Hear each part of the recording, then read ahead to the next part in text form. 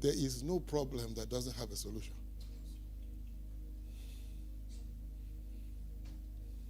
You can take that to the bank. There is no problem that doesn't have the solution.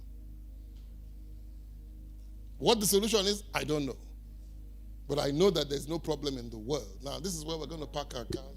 I'll just spend about 5 or 10 minutes on it, and then I'll continue next week. If our guests, if my invited guest has confirmed, then we'll adjust.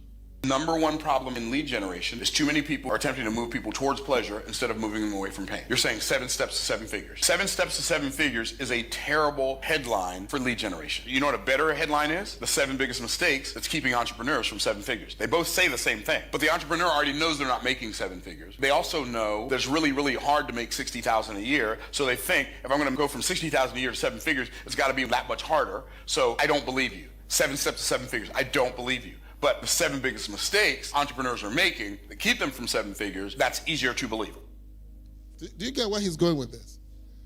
And this is one of the biggest mistakes I've made in ministry, is I've always tried to put a positive thing on my messages. And it doesn't attract people. And sometimes I try to teach my leaders sometimes that you can't sell to people what you are not. I don't know if I'm making sense. You can tell them God is a very great God, but if he's not great to you,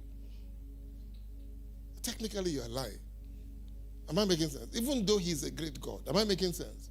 And so you must always put your assurances on him, not on your, and you know what I mean, your ability to do anything with him or through him. Am I making sense?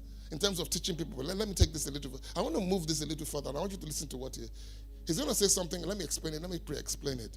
He said it is easier for you to trust a stranger to help you out of danger than to trust a familiar person to help you into prosperity.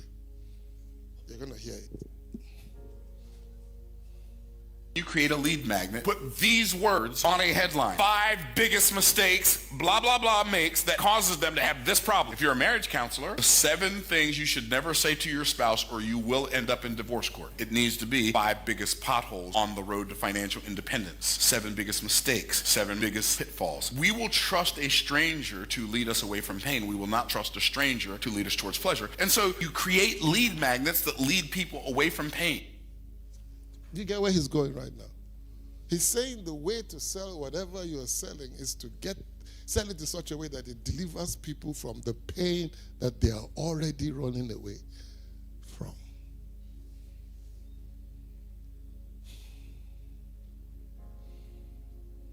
So everything we've said this morning, hasn't it got to do with problems? Am I making sense?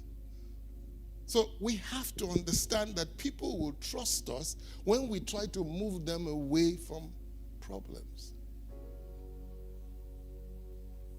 Not when we try to tell them how good we are.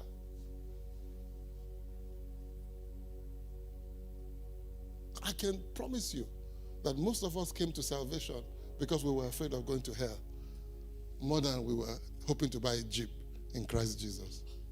Am I right? We had something to lose. Am I making sense? If we didn't believe God. Am I making sense? So let me I just want to do this for about a few minutes. I'm not going to have time to do it. He says, people act faster to escape from pain than to gain pleasure. Pain creates urgency. Pleasure creates delay. The most valuable people are those who remove pain.